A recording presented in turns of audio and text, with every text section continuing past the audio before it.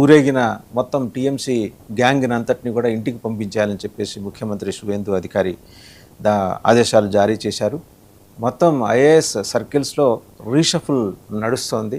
పూర్తి స్థాయిలో దీన్ని ప్రక్షాళన చేయాలి, పునర్వ్యవస్థీకరణ చేయాలని చెప్పే దిశగా మరోవైపు పోలీస్ యంత్రాంగం కూడా టాప్ టు బాటం మొత్తం జల్లెడ పట్టబోతున్నారు. చాలా కీలకమైన అంశాలు అండ్ అలాగే ప్రత్యేకించి సరిహద్దు జిల్లాల్లో ఏ ప్రాంతాల నుంచి ఎక్కడికి సొరంగాలు బంగ్లాదేశ్ దాకా తవ్వించారు, వాటిల్లో ఉన్న యాక్టివిటీ ఏంటి, డ్రగ్సా, ఫేక్ కరెన్సీయా, ఉమెన్ ట్రాఫికింగా, హ్యూమన్ ట్రాఫికింగా, ఇంకా అత్యాచారాలు చేసి బాధితులను తీసుకెళ్లి బంగ్లాదేశ్లో వదిలిపారేయటం, వీటన్నిటి మీద కూడా జల్లెడ పట్టబోతోంది ప్రభుత్వం. చాలా సీరియస్ డెసిషన్సే ఫస్ట్ క్యాబినెట్ మీటింగ్లో శువేందు అధికారి తీసుకున్నారు. అసలు వెస్ట్ బెంగాల్లో ఇప్పటి వరకు ఏం జరిగింది, ఇక ముందు ఏం జరగబోతోంది వివరించడానికి బిగ్ డిబేట్లో మనతో లైవ్లో జాయిన్ అయ్యారు డాక్టర్ బిఎన్ రమేష్, పూర్వ డీజీపీ వెస్ట్ బెంగాల్. నమస్తే డాక్టర్ బిఎన్ రమేష్ గారు. ఫస్ట్ క్యాబినెట్ మీటింగ్లో 6 నిర్ణయాలు తీసుకున్నారు సార్ ఆయన. అందులో ముఖ్యంగా హెల్త్ మీద ఫోకస్ పెట్టారు. ఆవిడ అడ్డుకుంది కదా ఆయుష్మాన్ యోజన రాకుండా, దాన్ని ఇనిషియేట్ చేయటం, ఇంకా చాలా very progressive and proactive decisions been taken. And ప్రధానంగా మనం వాటిలోకి వద్దాం. బట్ అసలు ఈ సొరంగాల గొడవ ఏంటి, ఎక్కడి నుంచి ఎక్కడి దాకా తవ్వేశారు, ఒక్కో జిల్లాలో చూస్తుంటే సెర్చ్ చేస్తుంటే డీటెయిల్స్ కూడా వస్తున్నాయి. బట్ భద్రతా కారణాల దృష్ట్యా వాటి మ్యాప్స్ని మేము అందించలేమని చెప్పేసి ఏఐ టూల్స్ కానీ ఇంకా గూగుల్ కానీ చెప్పలేకపోతుంది. బట్ ఓవరాల్గా సార్, మీరు ఆ రాష్ట్రంలో 3 దశాబ్దాల పైబడి సేవలు అందించారు. మీకు సమగ్రమైన అవగాహన ఉంటుంది. అంటే మనకి ఇది స్ట్రాటజిక్గా మనం వెల్లడించడానికి వీలైన అంశాల జోలికి వెళ్లకుండా మామూలుగా ఎక్కడెక్కడ ఏ జిల్లాల్లో ఈ యాక్టివిటీస్ నడిచినాయో వివరించగలరా? ముఖ్యంగా 5 జిల్లాలండి. ఒకటి సౌత్ 24 పరగనాస్, ఆ దక్షిణ 24 పరగనాలు, అది మోస్ట్ ఇంపార్టెంట్. మీరు ఇక్కడ చూస్తే ఆ గ్రీన్ గా కనిపిస్తుంది ఆ జిల్లా. అక్కడ అంటే అది మీరు చూస్తే ఇప్పుడు రెడ్ గా కనిపించేది గ్రేటర్ థాయిలాండ్ అనుకోండి. మీరు మ్యాప్ చూస్తే లాస్ట్ పార్ట్ లో చిన్న చిన్న బేళ్ళగా ఉన్నాయి, అది సౌత్ 24 పరగనా అంటే ఫస్ట్ జిల్లాకి. ఆ జిల్లాలో మాక్సిమం కారణం ఏంటంటే మనకున్నటువంటి 600 అన్ఫెన్స్డ్ బార్డర్ ఉంది, 600 కిలోమీటర్లు అన్ఫెన్స్డ్ బార్డర్. దాంట్లో దాదాపు ఒక 75 నుంచి 100 కిలోమీటర్ల వరకు అది సుందర్బన్ బార్డర్. అది పెద్ద టూరిస్ట్ ఇలాకా. అది అక్కడ అంటే మీరు పడవలు తీసుకుని ఒక 3-4 రోజులు క్యాంప్ చేస్తే మీకు అదృష్టం బాగుంటే రాయల్ బెంగాల్ టైగర్స్ మీరు చూడొచ్చు. ఆ రాయల్ బెంగాల్ టైగర్స్ తోనే ఎదుర్కొంటూ ప్లస్ అక్కడి నుంచి వరల్డ్ లో అంటే ప్రపంచంలోనే బెస్ట్ తేనె దొరుకుతుందండి. బెస్ట్ తేనె. సో ఈ తేనెను తీసుకోవడానికి, అలానే పులుల నుంచి తమను తాము రక్షించుకోవడానికి అక్కడ ఉండే కొంతమంది మన బేస్త కులానికి చెందిన బ్రదర్స్, సిస్టర్స్, మన తమ్ముళ్ళు, అన్నలు, వాళ్ళు ఒక రకమైన స్పెషల్ డ్రెస్ తీసుకొని వెళ్తారు. అక్కడ ఉన్న వీళ్ళందరూ కూడా ఎవరు ఈ బేస్త వారు, అలానే చేపలు పట్టుకునే మన బంధువులు, మన మిత్రులు, వారందరూ కూడా ఈసారి సనాతన ధర్మం వైపు మొగ్గు చూపారు.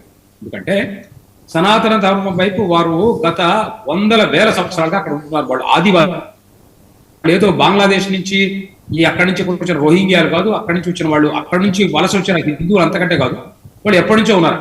చాలా డిఫికల్ట్ జాగా, అది మోస్ట్ డిఫికల్ట్ జాగా. అక్కడ సర్వైవ్ కావడం చాలా కష్టం.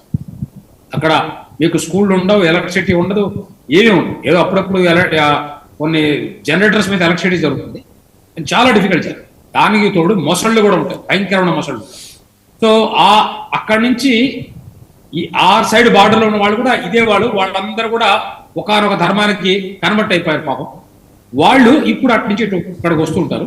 ఇది ఒక ఫస్ట్ ఇన్సర్జెన్సీ అనుకోండి, గుస్బైటీ అనుకోండి, అక్కడి నుంచి వస్తుంటారు. ఎక్కడ స్మగ్లింగ్ కూడా జరుగుతుంది. కాకపోతే ఈ స్మగ్లింగ్ అనేది ఎకనామిక్ స్మగ్లింగ్ కాదు. కారణం ఏంటంటే ఆ ఏరియాకి వెళ్ళడం, సామాన్లు అక్కడికి తీసుకోవడం చాలా కష్టతరమైన పని, చాలా కాస్ట్తో కూడింది. అందుకని అక్కడి నుంచి ఎలక్ట్రానిక్ సామాన్ కానీ నార్మల్గా వెళ్ళి కూర్చుంటాయి. కానీ అక్కడి నుంచి జరిగేది ఏంటంటే మాక్సిమం హ్యూమన్ తస్కరీ, అంటే హ్యూమన్ ట్రాఫిక్. ఈ ఓట్లు, ఆధార్ కార్డులు, మీరు 10,000 రూపాయలు ఇస్తే మీకు ఆధార్ కార్డు, పాన్ కార్డు, ఇంకొక 25,000 రూపాయలు ఇస్తే మీకు ఇంక్లూడింగ్ మీకు ఏమంటారు, ఇక నేను ఏం చెప్పలేను. నేను కొన్నిసార్లు దాన్ని ఉచ్చరించాలంటే కూడా నాకు కొంచెం సంకోచం వస్తుంది. మీకు పాస్పోర్ట్ కూడా వస్తుంది. ఇప్పుడు మన మిత్రులు కొంతమంది మీ ప్రేక్షక దేవుళ్ళు, అలానే ఇంకొక ఛానల్లో ఇంకో కొంతమంది ప్రేక్షక దేవుళ్ళు ఉన్నారు. సత్యనారాయణ చౌదరి గారు ఉన్నారు, అలానే ఒక ఆయన ఉన్నాడు ఏడుకొండల గారని. వీళ్ళిద్దరు కూడా, మిగతా వాళ్ళందరూ లక్షల మంది చూశారు, వాళ్ళు రిమార్క్ చేశారు. కానీ వీళ్ళిద్దరు ఒక చిన్న ప్రశ్న అడిగారు, తెలుగు భాషలోనే చెప్తాను. మీరు ఇంత పెద్ద పెద్ద మాటలు మాట్లాడుతున్నారు, 10 ఏళ్లలో మీరు అక్కడ ఏం చేశారు, మీరు ఎందుకు ఎదుర్కోలేదు, ఇప్పుడు ఏమైనా బీజేపీ కోసమైనా నామినేటెడ్ పదవుల కోసం ట్రై చేస్తున్నారు? చాలా మంచి ప్రశ్న వేశారు. అంటే ఇప్పుడు మరి ఈ ప్రోగ్రామ్ చూసిన వాళ్ళు కూడా వేయచ్చు. మీరు ఇప్పుడు వచ్చింది, ఇప్పుడు కాదండి మనం చెప్పడం, ప్రేక్షకులకు మీకు అందరూ చెప్తున్నా.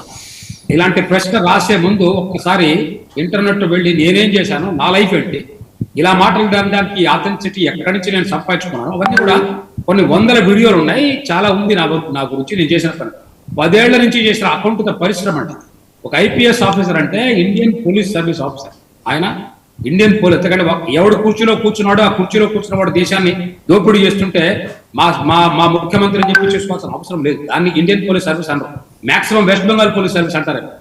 నేను ఇండియన్ పోలీస్ సర్వీస్ ఆఫీసర్. నేను డబ్బులు ఇచ్చి పోస్టులు కొనుక్కోవాలా, డబ్బులు ఇచ్చి ఐపీఎస్ కావాలా, డబ్బులు ఇచ్చి మెడల్ తీసుకోవాలా? ఇది ఆ ప్రేక్షక మిత్రులందరికీ కూడా ఒకసారి గమనం చేసి మరో క్వశ్చన్ చెప్తున్నాను.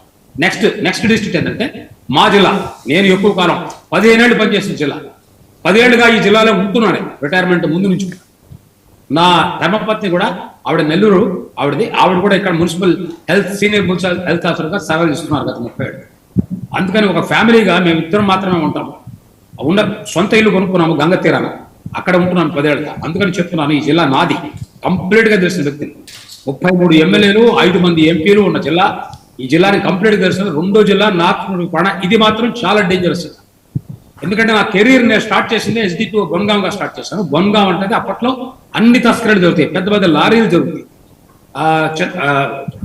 రౌతు చిన్నబాబు గారని ఒక డ్రైవర్ ప్రెసిడెంట్ ఉన్నాడు, నాకు ఎప్పుడు టచ్ లో ఉంటాడు. ఆంధ్రప్రదేశ్ నుంచి 100 లారీలు తీసుకొని వస్తుంటాడు. ఆయన నిన్న కూడా ఫోన్ చేసి చెప్పారు, అయ్యా ఇంతకు ముందు అక్కడ ట్యాక్స్ వసూలు చేసేవాళ్ళు బషీరాట్ నుంచి బషీరాట్కి పోవడానికి ప్రతి చోట కూడా ఒక అనాథరైజ్డ్ టోల్ సిస్టమ్ ఉండేది. అది లోకల్ పొలిటికల్ పార్టీ వాళ్ళు చేసిన టోల్ సిస్టమ్. ఇట్లాంటి 280 ఉండేవి. ఈ జిల్లాలో 45 ఉండేవి. ఇక్కడ వాళ్ళ ఇష్టం, మీరు ప్రతి వాళ్ళకి 10,000 20,000 అట్లా ఇచ్చుకుంటూ వెళ్ళాల్సింది. స్టేట్ గవర్నమెంట్ పోదు, అది వాళ్ళ దగ్గర పోదు. ఇలాంటి మాఫియాలు జరిగి ముఖ్యమంత్రి గారికి తెలియదు. ముఖ్యమంత్రి గారికి తెలియకుండా ఆవిడే అంటారు, నాకు తెలియకుండా, అంటే అప్పట్లో ఉన్న ముఖ్యమంత్రికి నాకు తెలియకుండా పత్తా కూడా ఒక చెట్టు మీద ఆకు కూడా రాలకూడదని అంటారు. అలాంటి వ్యక్తికి తెలియకుండా జరిగామంటే సరే, అది ప్రజలకు వదిలేస్తున్నాను, తెలుసా తెలియదా, ఇది మాత్రం వాస్తవం. దీనికి సాక్ష్యాలు ఉన్నాయి, ప్రమాణాలు. ఇలా ఇక్కడ 24 పర్గనాస్ నార్త్, ఇది మాత్రం ల్యాండ్ బార్డర్. ఇక్కడ బంగ్లాదేశ్ పోవడానికి 2 అఫీషియల్ మార్గాలు. ఇక పక్క జిల్లా వచ్చేసి నదియా జిల్లా. ఇక్కడ కూడా 2 అఫీషియల్ మార్గాలు ఉన్నాయి, ఎక్స్పోర్ట్ కి ఇంపోర్ట్. మీరు గమనించాల్సింది ఏంటంటే ఎక్స్పోర్ట్ కి ఇంపోర్ట్ కి చేసే ప్రాంతాల్లో, అలాగే బంగ్లాదేశ్ నుంచి ఇండియాలో హెల్త్ కోసం వచ్చేవాళ్ళు, అలానే అక్కడి నుంచి వచ్చి బస్సు పట్టుకొని జస్సూర్ దాకా వచ్చి, జస్సూర్ నుంచి బస్సు పట్టుకొని పెట్రాపోల్ అనే ప్రాంతం నుంచి, అక్కడి నుంచి వచ్చి ఆవిడ నుంచి పలకనామాగానో లేకపోతే కోరమండలో తీసుకొని హెల్త్ పెట్టుకుంటారు. మీరు కోరమండల్లో కానీ మన తెలుగు పాత్రికేయులకి, ముఖ్యంగా నన్ను అడిగిన సత్యనారాయణ చౌదరి గారికి, ఏరుకొండల చౌదరి గారికి నేను నమస్కారం చేసి చెప్తున్నా, అయ్యా ఒక్కసారి కోరమండలికి వెళ్ళి, విజయవాడ 3 గంటలకు వస్తుంది సార్, ఒకసారి వెళ్ళి లోపల చూడండి ఎంతమంది బెంగాలీలు ఉంటారో మీకు అర్థమవుతుంది. ఈస్ట్ బెంగాల్ పరిస్థితి ఏంది, వెస్ట్ బెంగాల్ పరిస్థితి. కొంచెం బెంగాలీ నేర్చుకోవాలి మీరు, వాళ్ళకి హిందీ రాదు, తెలుసుకోండి. అక్కడి నుంచి ఈ స్మగ్లింగ్ అనేది ఓపెన్ బార్డర్ వల్ల, ఓపెన్ బార్డర్ ఎప్పుడైతే మీకు ఉంటుందో దాంతో పాటు చాలా మీరు మేనేజ్ చేసుకుంటే అక్కడ ఉండే ఆఫీసర్స్ ని, కస్టమ్స్ వాళ్ళని కానీ ఇవి కూడా దొరుకుతుంటాయి. హ్యూమన్ ట్రాఫికింగ్, అలానే మన మాదక ద్రవ్యాలు, అవి నార్కోటిక్స్, అలానే గన్స్. ఇంతకుముందు ఒక బిఎస్ఎఫ్ కమాండెంట్ ని, అతను మలయాళి, అతన్ని ఇంటికి వెళ్ళి రైడ్ చేసి పట్టుకున్నారు సిబిఐ. 4 కోట్లు 5 కోట్లు నగదు దొరికింది అతని దగ్గర నుంచి. అతను అంటే 5-6 ఏళ్ల క్రితం మాట చెప్తున్నాను, 4 ఏళ్ల క్రితం అన్నమాట. అప్పుడు నా బ్యాచ్మేట్ డీజీ బిఎస్ఎఫ్ ఉండేవారు, మేమంతరం కూడా పనిచేసాం సిఆర్పి డిఎస్ఎఫ్ లో. ఆయనకి కొన్ని ఇన్ఫర్మేషన్లు మాలాంటి వ్యక్తులు ఇచ్చిన తర్వాత మేము ఇదంతా చౌదరి గారికి, ఏరుకొండల గారికి చెప్తున్నా. ఏం చేశారంటే ఇది నేను చేసి, మీరు ఎప్పుడైనా పట్టించారో నాకు తెలియదు. ఒక కానిస్టేబుల్ అయినా కరెక్షన్ చేసుకుంటా, నేను మాత్రం పట్టించాను. సీఓల్ని అందరినీ పట్టించి జైల్లో పెట్టి వాళ్ళు పుస్తకాలు పోయి చేశాను. ఇది చేయాల్సిన పని, అది చేసుకుంటూ వస్తాం. సో బిఎస్ఎఫ్ వాళ్ళు కూడా మీరు చూపించారే కౌ స్మగ్లింగ్ అనేది ఎక్స్ట్రాడినరీ ఎకానమీస్. ప్రతిరోజు కూడా దాదాపు ఒక 5-6 కోట్ల రూపాయలు వాళ్ళు ఒక్కొక్క బార్డర్ పాయింట్ నుంచి సంపాదించుకుంటారు. అంటే నెలకి కనీసం ఒక 2,000 కోట్ల రూపాయలు విలువ చేసే స్మగ్లింగ్ ఇన్కమ్, అన్అఫీషియల్ ఇన్కమ్, ఏ ట్యాక్స్ లేని income, complete black money with muscle power with mafia. అంటే మసల్, మనీ అండ్ మాఫియా, ఈ 3 M's ఉన్నాయి. దీంట్లో పాటు ముజాహిద్దీన్ కూడా. ఎందుకంటే అవుటర్ సైడ్ ఉన్నటువంటి రిసీవర్స్ అందరూ ముజాహిద్దీన్ చెందిన వాళ్ళు, జమాతే ఇస్లామీ చెందిన వాళ్ళు. యువతల నుంచి తీసుకెళ్లే డ్రైవర్స్ కూడా చాలా మంది ఆ సోకాల్డ్ మన మైనారిటీ కమ్యూనిటీ చెందిన. సో మీరు దీన్ని ఆలోచిస్తే మీకు అర్థమైంది ఏంటంటే, ఎక్కడైతే ఒక మైనారిటీ కమ్యూనిటీకి చెందిన వాళ్ళు రాజా బజారు, మల్లిక్ బజారు అని కల్కటాలో ఉండే మెయిన్ సిటీ ఉండే central business street, park street పక్కన, రాయస్తే పడే పక్కన, అక్కడ ఒక మోటార్ సైకిల్ మీద 5-6 మంది వెళ్ళిపోవచ్చు హెల్మెట్లు తీసుకోకుండా. ఆ ప్రాంతంలో పోలీసు వాళ్ళకి దమ్ములు లేవు వాళ్ళని పెట్టుకుని హెల్మెట్ ఏదైనా అడగటానికి. వీళ్ళ దారుష్ట్యం, దౌర్జన్యం అంతా పాపం ఒక హిందూ కమ్యూనిటీ చెందినటువంటి వైఫ్ అండ్ హస్బెండ్ కనుక పెడుతుంటే మీకు హెల్మెట్ ఏది, అది ఇది అని చెప్పి హెల్మెట్ సరిగ్గా లేదే అని వాళ్ళని అరెస్ట్ చేయడమే వీళ్ళ పని. ఇన్ని దారుణాలు, ఇన్ని దాష్ట్యాలు చేశారు కాబట్టి ప్రతిరోజు సిటీకి వెళ్ళే ఒక కపుల్, హిందూ కపుల్ చూశారు కాబట్టి ఈ దరిద్రమైనటువంటి ఈ తుష్టీకరణ అనేది కళ్ళ ముందు 5-15 సంవత్సరాలు ప్రతిరోజు కళ్ళలో గుస్తున్నట్టు కనిపిస్తుంది. కాబట్టి వాళ్ళకి మీ ఏ కన్వాస్ అవసరం, మీ ఏ పాత్రికేయుల అనాలిసిస్ అవసరం, మీ వెబ్సాలిస్ట్ అవసరం. వాళ్ళలో ఉన్న అది అందరికీ కళ్ళు ఉన్నాయి కదా, చూస్తారు కదా. మన చౌదరి గారు లాంటి వారికి కళ్ళు లేకపోవచ్చు, వాళ్ళు చూడకపోవచ్చు, నన్ను క్వశ్చన్ చేయొచ్చు, నువ్వేం చేసావని. అందుకని చెప్తున్నా, గుర్తుపెట్టుకోండి సార్. ప్రజల్ని వంచి, కులాల పేరు చెప్పి, అది చెప్పి, ఇది చెప్పి, వాళ్ళ దగ్గర వాళ్ళ జేబులు ఖాళీ చేసే దౌష్ట్యమైనటువంటి, దుర్మార్గమైనటువంటి మాఫియా పాలన ఉందే.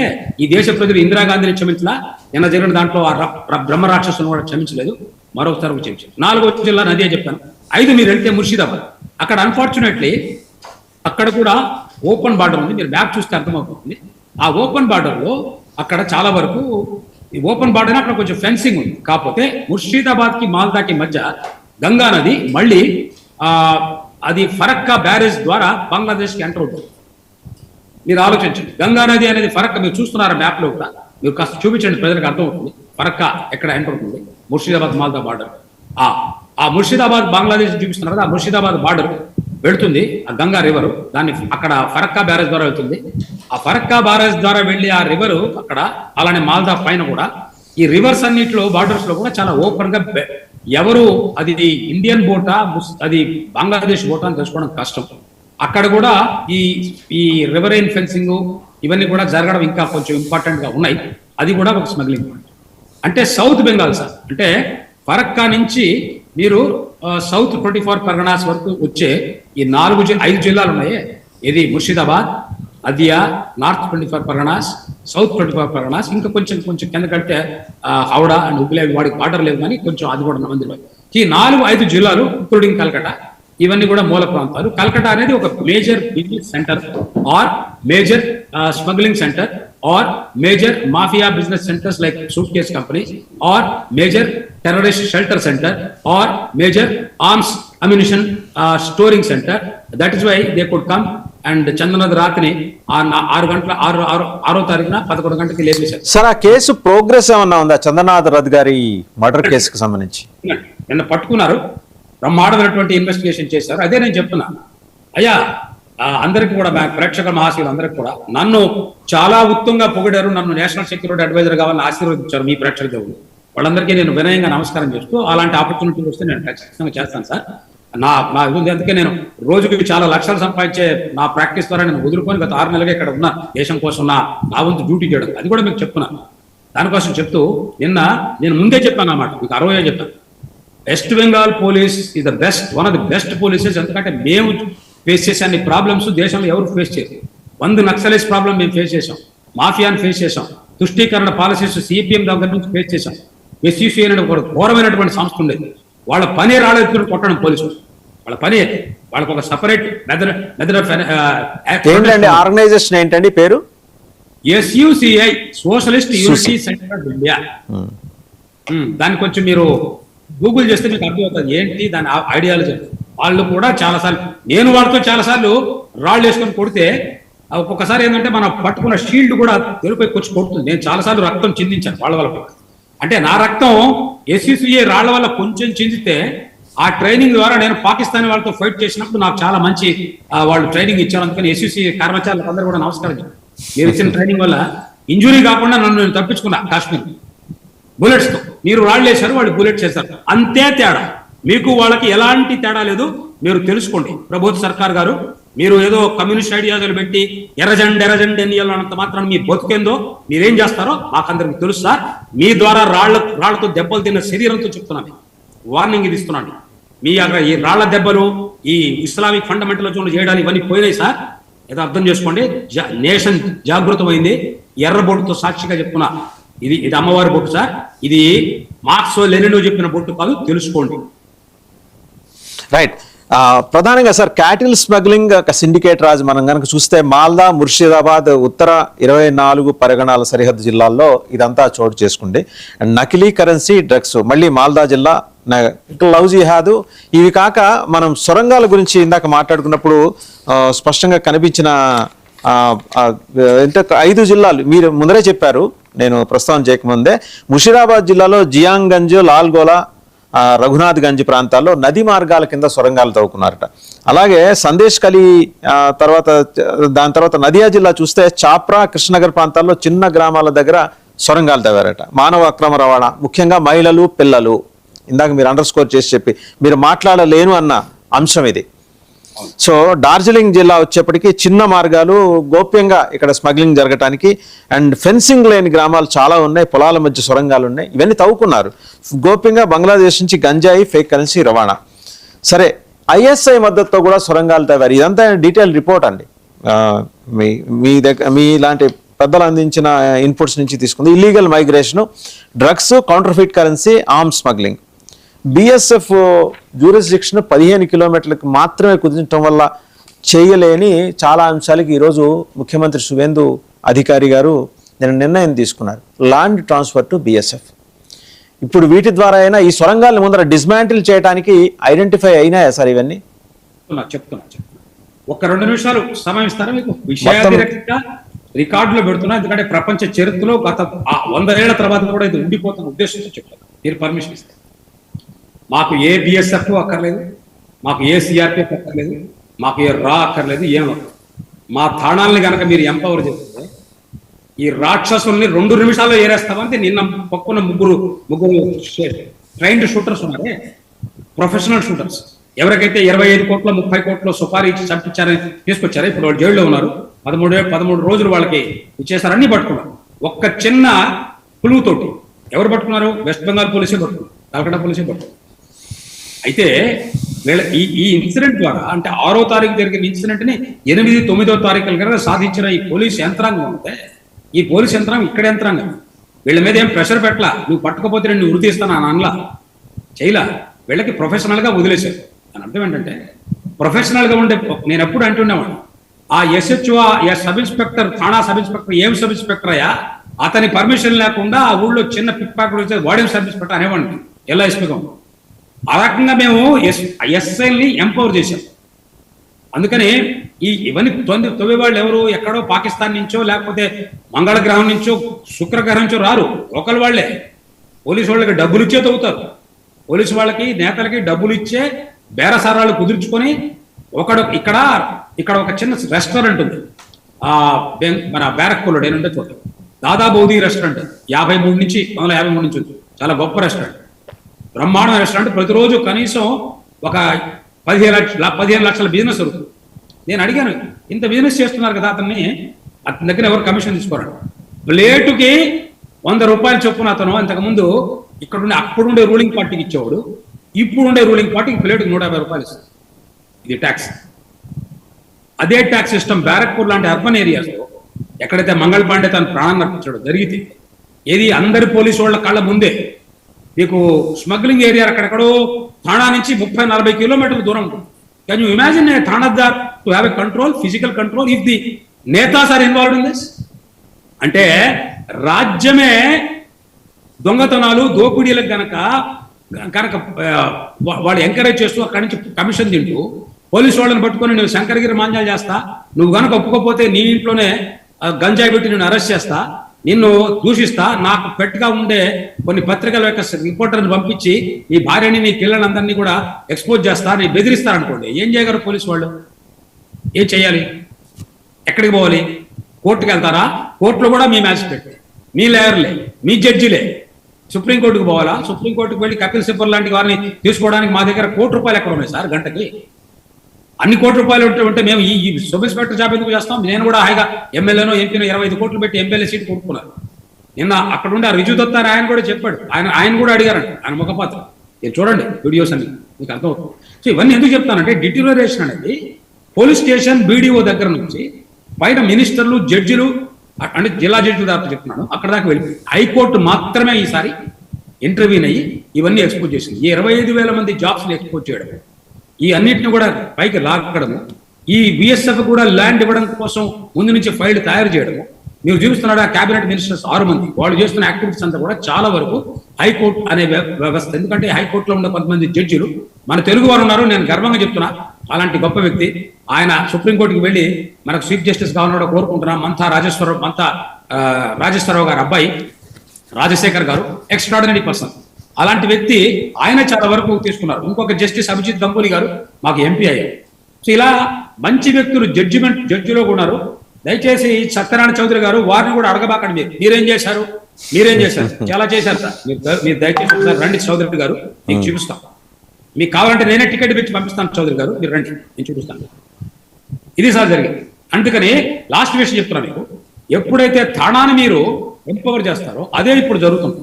వీఆర్ గోయింగ్ బ్యాక్ టు 1947 వేరే బ్లాక్ అండ్ వైట్ సినిమాల్లో మీరు చూడండి. మీకు అందరికీ కూడా నేను సమనీయంగా చెప్తున్నాను, ఛాలెంజ్ చేస్తున్నానని తొడలు కొట్టట్లా, మామూలుగా చెప్తున్నాను. ఏంటంటే మీరందరూ మన బ్లాక్ అండ్ వైట్ సినిమాలో చూడండి, పోలీసు వాళ్ళు వచ్చేవాళ్ళు black and white cinema last లో వచ్చేవాళ్ళు విలన్ని పట్టుకోవడానికి. కానీ బ్లాక్ అండ్ వైట్ సినిమాలో ఎక్కడన్నా మీరు ఒక పోలీసు వాడు ఒక దొంగతో చేతులు కలిపి ప్రజల్ని దోచుకున్నాడు మీరు చూసారా? ఎక్కడన్నా ఎనీ సినిమా, ఎస్వి రంగారావు గారి సినిమాలో కానీ, బొమ్మడి గారి సినిమాలో కానీ, ఎన్టీ రామారావు గారి సినిమాలో ఎక్కడ లేదు. దానికి కారణం ఏంటంటే 1973 వరకు ఉన్న సిఆర్పిసి, ఈ దరిద్రపు గవర్నమెంట్ వచ్చి సిఆర్పిసిని ల్యాడ్ చేసేసి పోలీస్ దగ్గర నుంచి ప్రాసిక్యూషన్ పవర్ కొంతమంది వాళ్ళ పెట్టువాయి పీపుల్కి ఇచ్చి ఆ పనికమాల చెట్టు కింద ప్లేడర్ని కొంతమందిని తర్వాత జడ్జిలుగా ప్రమోషన్ చేసి కొండకుచో కొంతమందిని సుప్రీంకోర్టు వరకు తీసుకెళ్లి మీకు తెలుసు నేను ఎవరి పేరు చెప్తున్నాను. ఇలా చేసినటువంటి ఈ కుల గుణ రాజకీయాలు ఉన్నాయి, దానివల్ల భ్రష్టు పట్టించారు. కాబట్టి ఈ రోజున సిఆర్పిఎఫ్ పనిచేయబోతే ఇంకొక సిసిఆర్పిఎఫ్లు తీసుకోవాల్సిన పరిస్థితి అక్కడ. పోలీసు వాళ్ళు సక్రమంగా సరిగ్గా ఉంటే, ఒక కానిస్టేబుల్ సక్రమంగా పనిచేస్తే మీకు సిబిఐ దాకా పోవాల్సిన పని లేదు. సిబిఐ వాళ్ళు ఎన్ఐ వాళ్ళు అరెస్ట్ చేయాలా, మా వాళ్ళు అరెస్ట్ చేశారు. ఇక ముందు కాబోయే 50 సంవత్సరాలు మీకు చూపిస్తాం బెంగాల్ పోలీస్ అంటే ఏంటి.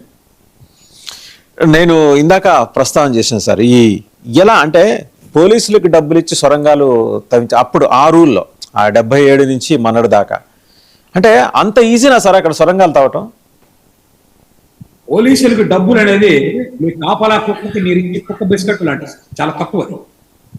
అసలు డబ్బులు అసలు బిజినెస్ అంతా చేసే వాళ్ళంతా ఎమ్మెల్యేలు, పంచాయత్ ప్రధానులు వీళ్ళు.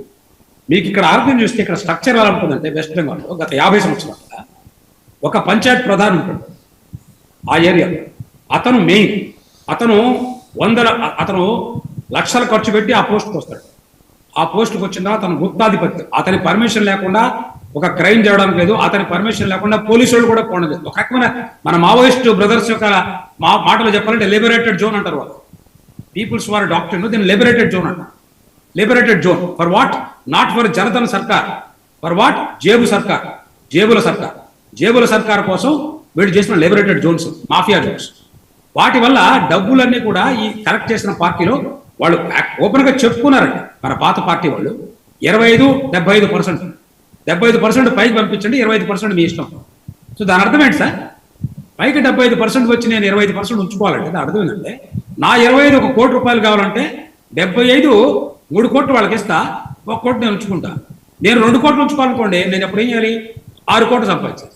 సో నాకు 2 కోట్లు ఇంపార్టెంట్ కానీ 1 కోటి కాదు కదా. పర్సంటేజ్ మాత్రం చాలా స్ట్రిక్ట్ సార్. వాళ్ళు చాలా స్ట్రిక్ట్ గా నిజాయితీగా ఇంప్లిమెంట్ చేసేవాళ్ళు. దాన్ని మాత్రం మెచ్చుకోవాలి. డిజానెస్టీలో ఉన్న ఆనెస్టీ వాళ్ళని చూసి ప్రపంచం నేర్చుకోవాలని నా ఉద్దేశం. అందుకని ఈ చేస్తున్న పనులను కూడా వాళ్ళు పోలీసు వాళ్ళకి ఏదో మీరు పక్కన సెక్యూరిటీ గార్డు ఉంటే మీరు అప్పుడప్పుడు ఛాయ్ దగ్గర పోరారు 10 రూపాయలు ఇస్తారే, అది పోలీసు వాళ్ళకి ఏ ద్వారం లేదు. ఎందుకంటే చెప్పాను కదా, చాలా మంది 98% పోలీసులు నన్ను నమ్ముతారు ఈ రాజ్యంలో. ఎందుకంటే వాళ్ళ రిక్రూట్మెంట్ లో ఒక పైసా కూడా తీసుకోకుండా ఎన్ని రకాల చీఫ్ మినిస్టర్ సెక్రటరీ నుంచి కూడా వచ్చినా కూడా నేను నా వృత్తి దోహానికి నా కళానికి నేను ద్రోహం చేయలేదు. అందుకని వాళ్ళకి తెలుసు, ₹1,00,000 పోలీస్ జాబ్ను అమ్ముకునే వాళ్ళు ఈయన ఓపెన్ గా ఫ్రీగా మనకి ఇచ్చారని ఈ రోజుకి నన్ను దేవుడిగా ఫోటోలు పెట్టుకొని పూజిస్తారు చాలా. అదే పని నేను సిఆర్పిఎఫ్ లో కూడా చేసి హైదరాబాద్ వచ్చి దాన్ని ఈ రోజు ఎస్ఓపిగా చేసి మొత్తం దేశం అంతా దేశానికి నేను చేసిన సేవ. చౌదరి గారు ఇది కూడా తెలుసుకోండి, దేశాన్ని నేను సేవ చేసినదంటే సిఆర్పి బిఎస్ఎఫ్ లో మీకు సంబంధించిన మీ రిలేటివ్స్ అయినా కొంతమంది దళారులు ఉండేవాళ్ళు, తీసుకొని డబ్బులు తీసుకొని జాబులు ఇస్తారు, వాళ్ళ దందా బంద్ చేశాను సార్. ఎందుకన్నా కొంచెం ఆశీర్వదించండి సార్ నన్ను ప్లీజ్. చౌదరి గారు వాళ్ళిద్దరు ఎవరో కానీ మిమ్మల్ని బాగా హట్ చేసినట్టున్నారు. సరే, వాళ్ళ సంగతి పక్కన పెట్టేస్తే నేననేది సార్, ఇది ఆ అవతల వైపు నుంచి ఐఎస్ఐ మాడ్యూల్స్ ఒక 4 పనిచేసినాయట కదా, జమాతే ఇస్లామీతో పాటు ఇంకొక 4-5 ఆర్గనైజేషన్స్ కూడా పనిచేసి, అంటే ఏమన్నా ఆ ఎక్స్పర్టైజ్ ఆ బార్డర్లో ఉండే వాళ్ళకి ఆ సొరంగాలు తవ్వే ఎక్స్పర్టైజ్ ఉందా, లేకపోతే అవతల నుంచి మొత్తం నడిచిందా, యువతల నుంచి కూడా చేసేవాళ్ళు ఉన్నారా? అయ్యా చాలా బ్రహ్మాండ ప్రశ్న వేశారు, చాలా కూల్గా సమాధానం. సొరంగం దవ్వడానికి మీకు పెద్ద అవసరం లేదండి, కన్సెంట్ కావాలి. ఏ కన్సెంట్ కావాలి? ఆ లోకల్ ఏరియా మాఫియా డాన్ అవతల అన్నమాచార్య గారి ఒక కీర్తన, వెంకటేశ్వర స్వామి అన్నమాచార్య గారు కీర్తన రాశారు. ఇది నమ్ముకున్నాడు, ఆవలేమి ఈవలేమి ఇతని దాసు, అలాగే ఆవలేమి ఈవలేమి ఈ మాఫియా దాసులు. అక్కడున్న జమైతే ఇస్లామీ, ఇక్కడున్న ఈ పొలిటికల్ పార్టీ, వాళ్ళ పేరు ఉచ్చరించడానికి కూడా నాకు పాపం అని నేను ఎంతగానో వాళ్ళ పేరు ఉచ్చరించట్లేదు. ఇక్కడుండే మాఫియాకి అక్కడుండే మాఫియా 1 మాఫియా 2 ఇద్దరు ఒకటే. అందుకే మీరు చూస్తే ఫిబ్రవరిలో జరిగిన ఎలక్షన్లో అక్కడందరూ వచ్చారు, వాళ్లే గూడాగారే చెప్పారు, మీరు ముందుకెళ్ళండి, 17.5 కోట్లు మా దేశ ప్రజలు మీకు ఇచ్చేస్తారు, మీరు రండి. ఈ మధ్య కాలంలో డాక్యుమెంట్ కూడా వచ్చేది, అది మన డీప్ స్టేట్ వాళ్ళ డాక్యుమెంట్స్.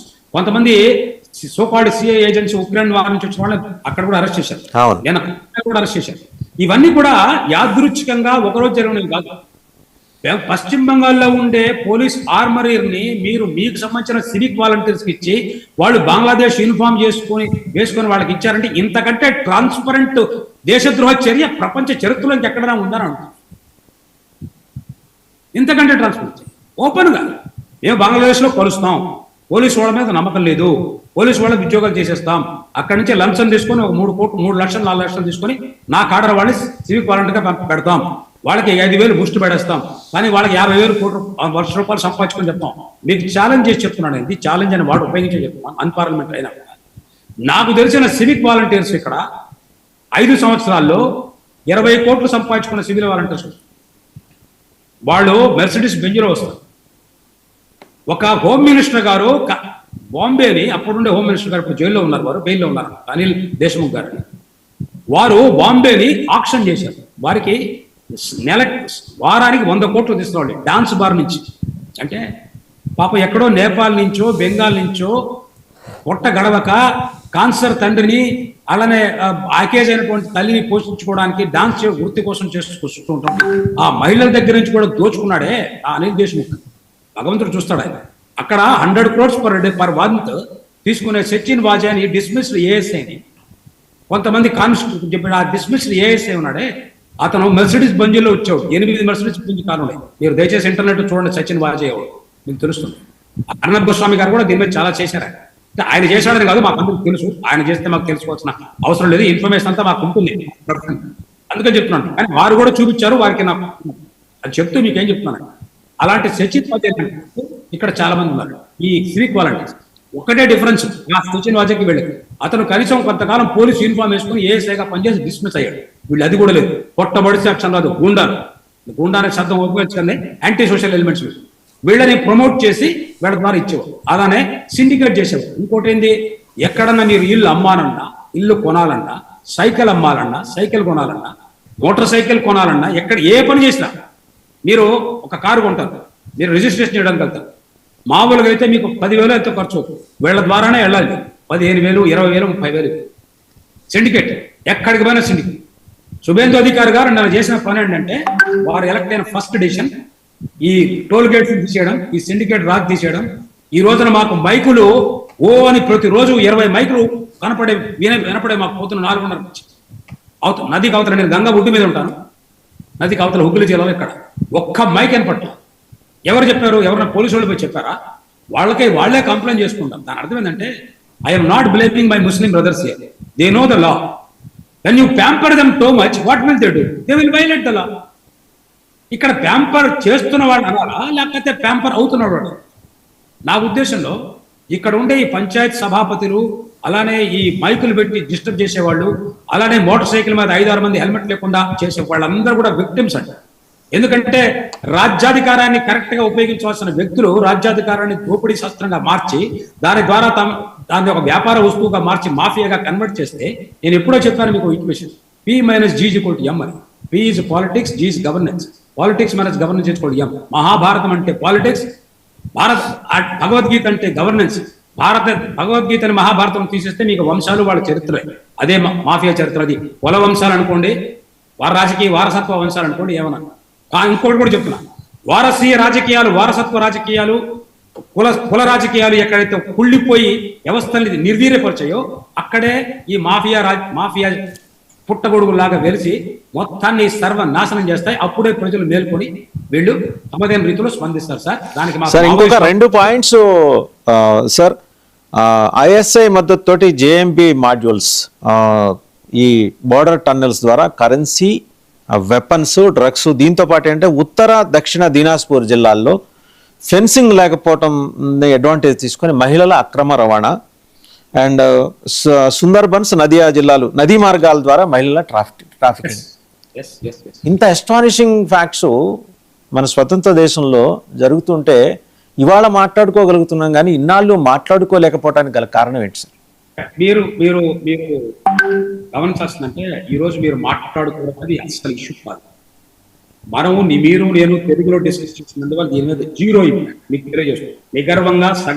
నిగర్వంగా నిస్సంకోచంగా తెలుస్తుంది.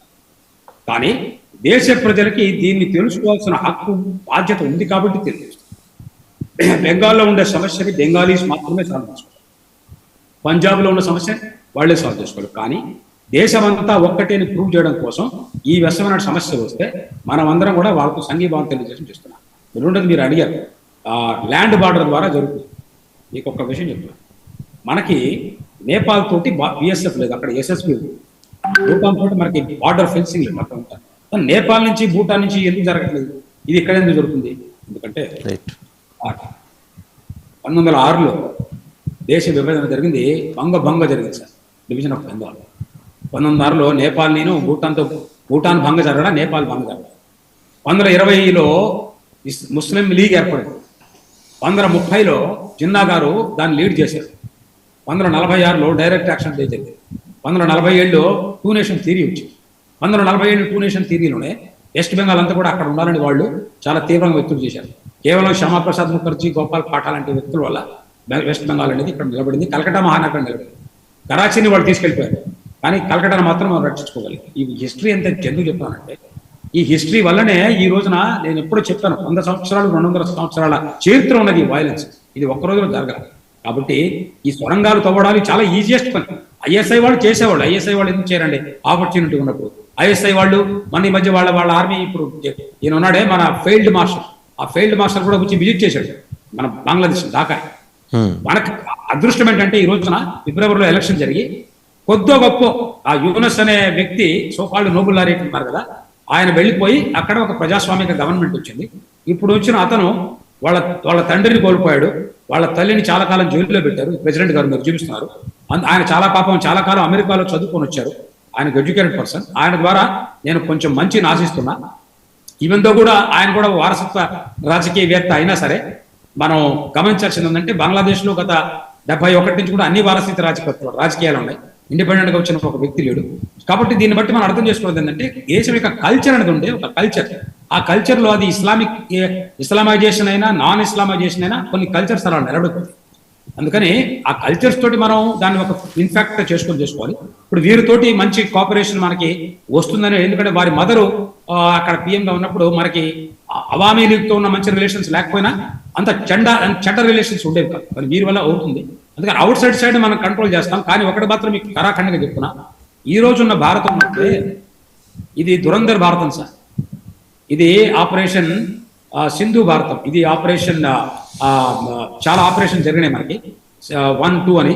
అలాంటి భారతం ఇది. తనపై జరిగిన అటాక్ ని మర్చిపోయి శాంతి అని వల్లె వేసేది కాదు. ఈ భారతం వెళ్ళి వాళ్ళ న్యూక్లియర్ ఫెసిలిటీ మీద అటాక్ చేసే భారతం. వాళ్ళు అమెరికా ప్రెసిడెంట్ గారు చెప్పినా ఎవరు చెప్పినా కూడా తమ యొక్క సామ్రాజ్యాధికారాన్ని, తమ జాతి సురక్షని కడుపుకునే భారతం. కాబట్టి ఆ ప్రెసిడెంట్ గారికి కూడా తెలుసు, వారికి అడ్వైజర్లు ఉంటారు. అందుకనే వారు ఎవ్వరు కూడా స్టాప్ చేయట్లా. ఇంతకుముందు ఏం చేసేవారంటే బంగ్లాదేశ్ నుంచి మేము పీపుల్ని పట్టుకొని వాళ్ళని దాన్ని ఏమనవాలంటే మేము బార్డర్లో వాళ్ళని తీసుకెళ్ళి వాళ్ళని మేము పుష్ బ్యాక్ అనేవాడు. దీన్ని పుష్ బ్యాక్ అంటారు, PUSHBACK, పుష్ బ్యాక్ అంటారు. అంతకుముందు వాళ్ళు మమ్మల్ని ప్రూవ్ చేశామనేవాడు. వీళ్ళు బంగ్లాదేశ్లోని గ్యారంటీ ఏంది తీసుకునేవాడు కాదు. దీనివల్ల BSFకిను అక్కడ బంగ్లాదేశ్ రైఫిల్స్ BDR చాలా క్లాషెస్ కూడా జరిగేవి. కానీ ఇప్పుడు అవన్నీ అవ్వకుండా అన్ని ఓపెన్ గా పెట్టేశారు. లక్షల మంది వెళ్ళిపోతున్నారు, రోహింగ్యాలు, వాళ్ళు అమ్ముకునే వాళ్ళు వీళ్ళు అంతలా డైరెక్ట్ మన 90-91 లక్షల మంది వీళ్ళని గురించి చాలా మంది పాపం ప్రజాస్వామిక వాదులు కోట్ అన్కోట్ టీవీల్లో కూర్చొని దంపుడు ఉపన్యాసాలు ఇచ్చే వీళ్ళందరూ కూడా 91 కోట్ల 95 లక్షలు తీసేశారు.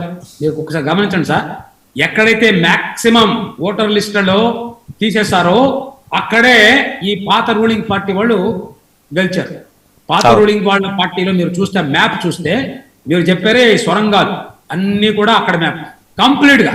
అంటే ప్రజలు తమ యొక్క ఎన్నుకున్న ఎమ్మెల్యేల ద్వారా సర్ అయిన తర్వాత కూడా ఏ పార్టీలో మాక్సిమం ఓటు తీసేశారో అదే పార్టీని ఎన్నుకొని మరొక విషయం మీకు భారత సర్కార్కి ఒక ఇంటిమేషన్ ఇచ్చారు. అయ్యా మీరు 208 మంది ఎమ్మెల్యేలు వచ్చినా సరే ఈ ప్రాంతం అంతా మా ప్రాంతం సార్, మీరు మమ్మల్ని రండి, ఇక్కడ మాఫియా యాక్టివిటీ జరుగుతున్నది, మ్యాప్ చూడండి, మీకు ఏం ఇంటెలిజెన్స్ అక్కర్లా, ఏ ISI అక్కర్లా, ఏ మ్యాప్లు అక్కర్లా, ఆ మ్యాప్ చూడండి ఎవరైనా ఎక్కడంటే గెలిచారు. కాషాయ రంగులో ఉండే మ్యాప్ ఒకటి 208, అలానే గ్రీన్ రంగులో ఉండే మ్యాప్, ఆ గ్రీన్ రంగులో ఉండే మ్యాప్ మీరు చూస్తే ఇప్పుడు ఇంటర్నెట్ కూడా ఉంది, అది చూస్తే మీకు క్లియర్గా అర్థమవుతుంది ఎవరు ఎక్కడ గెలిచారు ఏంది. అక్కడే ఈ సొరంగాలు ఉన్నాయి, అక్కడే ఈ స్మగ్లింగ్ జరుగుతుంది. ప్రభుత్వానికి చేయాల్సిన పని ఏంటంటే ఆ మ్యాప్ను పట్టుకొని ఒక్కొక్క దగ్గరికి వెళ్ళి అక్కడ రూల్ ఆఫ్ లా ఎస్టాబ్లిష్ చేయండి, వాటిని స్పెషల్ జోన్స్ చేయండి, అక్కడ స్పెషల్ పోలీస్ డిస్ట్రిక్ట్స్ చేయండి. పంజాబ్లో KPS గిల్ గారు ఎలా చేశారో అలా చేయండి. 6 నెలల్లో అక్కడ ఎకానమీ ఎస్టాబ్లిష్ చేసి అక్కడి నుంచి ఇక్కడ చీమ కూడా పక్షి కూడా వెళ్ళడానికి కూడా పక్షి కూడా ఆ గరుత్మంతుడికి వెళ్ళి వీసా అప్లై చేసుకునే లెవెల్లో చేయండి. మీరు చేయగలరు, మీరు చేస్తారనే నమ్మకం నాకుంది.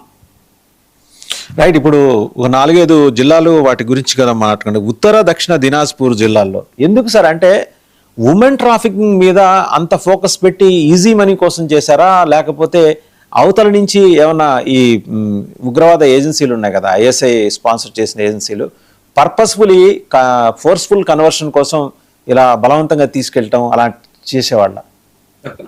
ఉత్తర దినాజ్పూర్ అనేది మీకు చికెన్ నెక్ చూసారా, ఆ చికెన్ నెక్ లో ఉండే చాలా అంటే 22 కిలోమీటర్లు మాత్రమే నేపాల్కి బంగ్లాదేశ్కి మధ్య, మనకి కేవలం 22 కిలోమీటర్ల వెడల్పున్న రాష్ట్రం ఉత్తర దినాజ్పూర్లో.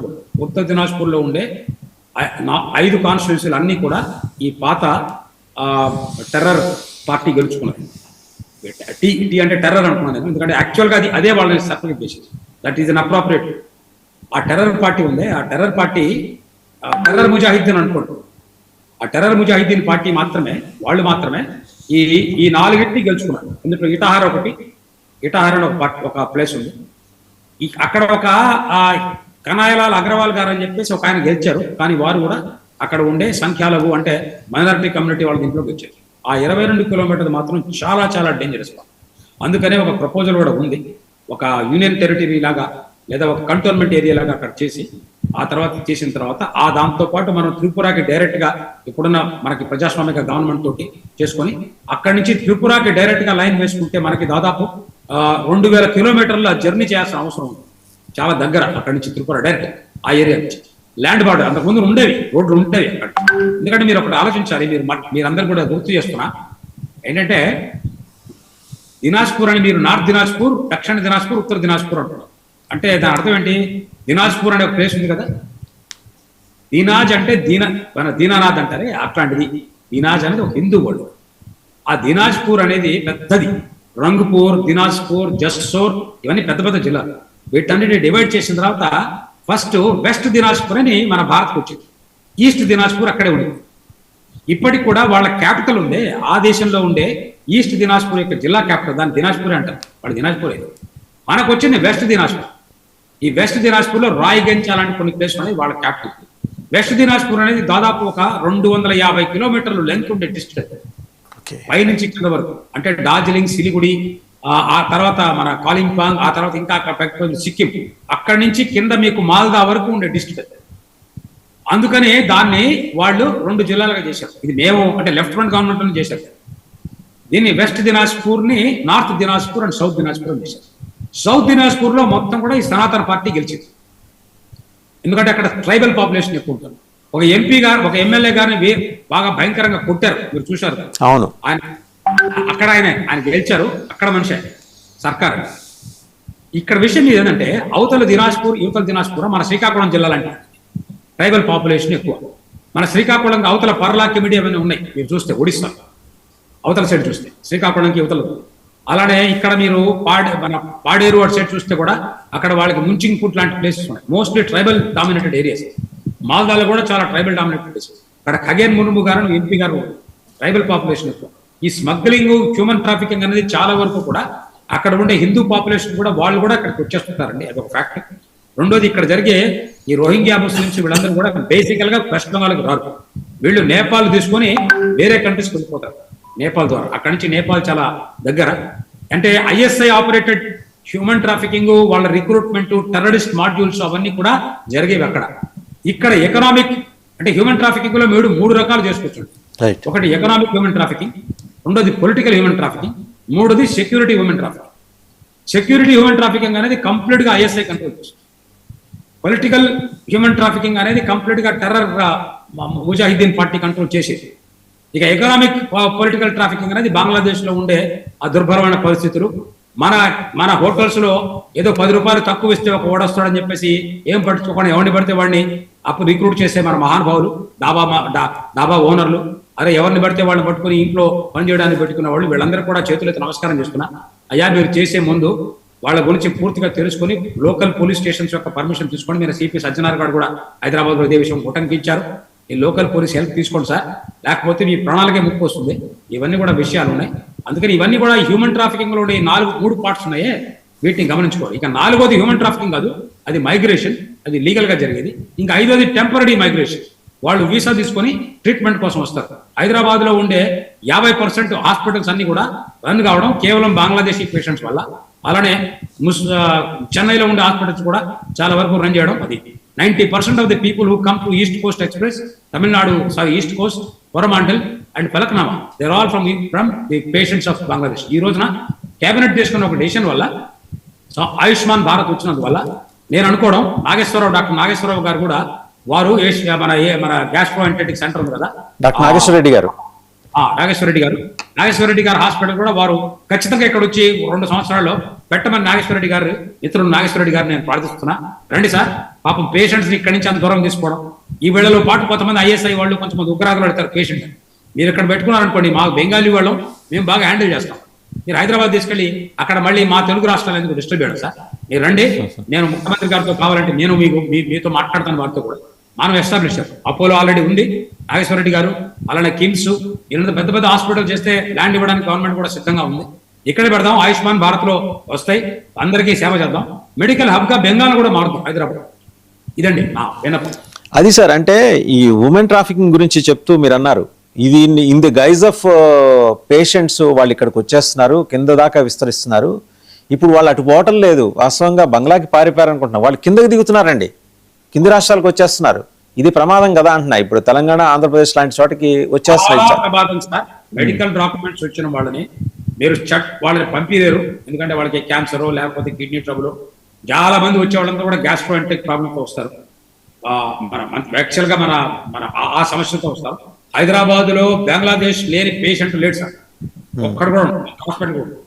అందరికి మీరు హైదరాబాద్ లో చూస్తే ప్రతి పెద్ద పెద్ద హాస్పిటల్ పక్కన పెద్ద పెద్ద 5 స్టార్ హోటల్స్ లాంటి ఫ్లాట్స్ అందరూ కూడా తీసుకొని వీళ్ళని అక్కడ పెట్టి వీళ్ళకి ఒక నెట్వర్క్ ఉంది.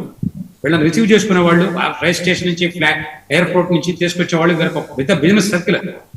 అది ఒకటే తప్పులేదు. Hyderabad is a great city, నేను కాదు, కానీ సెక్యూరిటీ ఉంది కాబట్టి నేను అనుకోవడం వెస్ట్ బెంగాల్ పోలీస్ వాళ్ళకు ఒక టెంపరీ ఆఫీస్ హైదరాబాద్ లో, చెన్నైలో కూడా పెట్టి అక్కడ ఒక ఎస్పీ గారిని, డీసీ గారి నేతృత్వంలో ఉండాలని నేను మా ముఖ్యమంత్రి గారిని నేను చూసి అబ్జర్వ్ చేసిన తర్వాత, డాటా తీసుకున్న తర్వాత మీలాంటి వ్యక్తుల దగ్గర నుంచి, దేశభక్తి వ్యక్తుల దగ్గర నుంచి నేను కూడా సజెస్ట్ చేస్తాను. రెండోది సార్, ఇంకా ఫైనల్గా అనుబ్రత మండల్, షాజహాన్ షేక్, తర్వాత జహంగీర్ ఖాన్, వీళ్ళ అనుచరులు ప్రస్తుతానికి తగ్గారా, మాయమయ్యారా, తగ్గినట్టు కనిపించారా? విస్తరిస్తున్నారా వేరే ప్రాంతాలకి? ఒక సిపిఎం పోలిట్ బ్యూరో లీడర్ గారు ఉండేవారు, నాకు బాగా పరిచయం, పెద్దవారు, బుద్ధులు 80 క్రాస్ చేశారు, నాకు బాగా పరిచయం. ఇమాన్ బోసు గారు చాలా మంచి వ్యక్తి, ఆనెస్ట్ వ్యక్తి.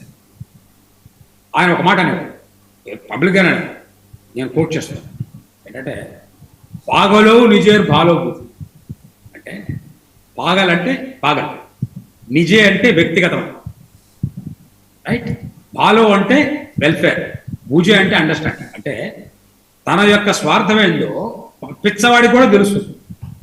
వాడి చేతిలో ఒక కత్తి పెడితే మిమ్మల్ని పొడుస్తాం కానీ వాడిని పొడుచుకోడు. ఏ గర్వాన్ని పిచ్చవాడిని చూసుకోండి, వాడికి తెలుసు. ఆ మాత్రమైన ఇంగిత జ్ఞానం ఉంటుంది. ఆయన చాలా మంచి స్టేట్మెంట్ ఇచ్చారు. ఇప్పుడు మీరు అన్నారే ఈ మహానుభావులు, జాతి పితలు, జాతి వీరులు, అజ్ఞాత వీరులు, వీళ్ళందరినీ కూడా ఇంకొక మహానుభావుడు ఉన్నారు, మీరు వారి పేరు ఎందుకు మర్చిపోయారో నాకు తెలియదు. వారి మీద మీరు కొంచెం దయాదాక్షిణ్యం ఉంటుంది. వారి పేరు ఫిరాద్ హకీం సార్.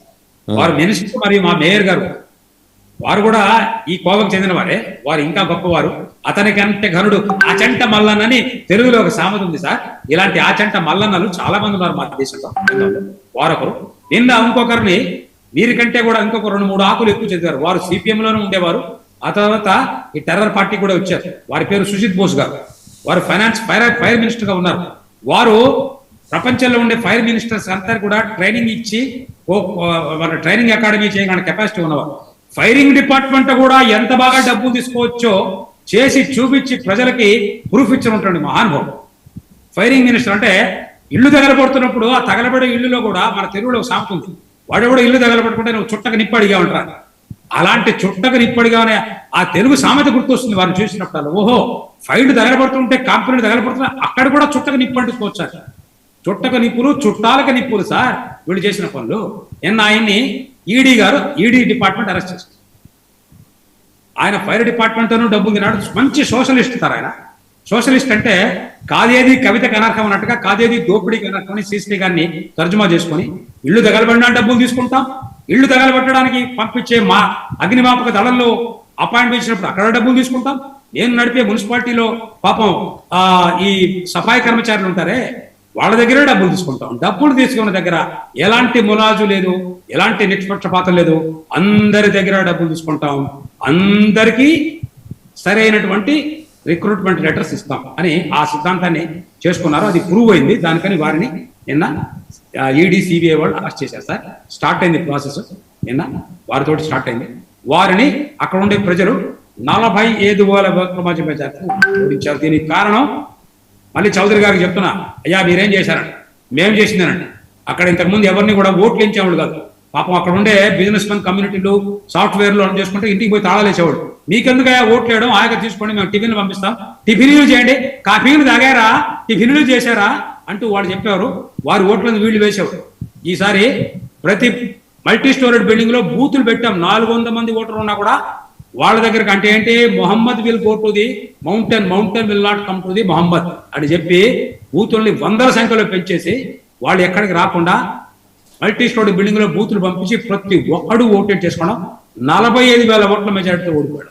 ఇంతకంటే ఏం ప్రూఫ్ కావాలి sir? Right. Doctor B N Ramesh గారు, లాట్ మెనీ ఇన్పుట్స్ మీ దగ్గర నుంచి వెస్ట్ బెంగాల్కి సంబంధించి, ప్రత్యేకించి ఉత్తర దినాజ్పూర్, అలాగే దక్షిణ దినాజ్పూర్, ఇంకా మాల్దా, ఇంకా 2-3 జిల్లాలు, నదియా, ఎలా జరిగింది human trafficking, women trafficking, and సొరంగాలు ఎలా తవ్వారు, ఎవరి సహాయంతో సహకారంతో తవ్వారు, అన్ని వివరాలు తెలిసినాయి. ఇప్పుడు మీరు ప్రస్తావన చేసిన 5-6 మహానుభావుల సంగతి కూడా శువేందు అధికారి సర్కార్ తేలుస్తుంది త్వరలోనే అని చెప్పి వెస్ట్ బెంగాల్ ప్రజానీకంతో పాటు దేశం మొత్తం కూడా చూస్తుంది. Thank you very much for participating in big debate.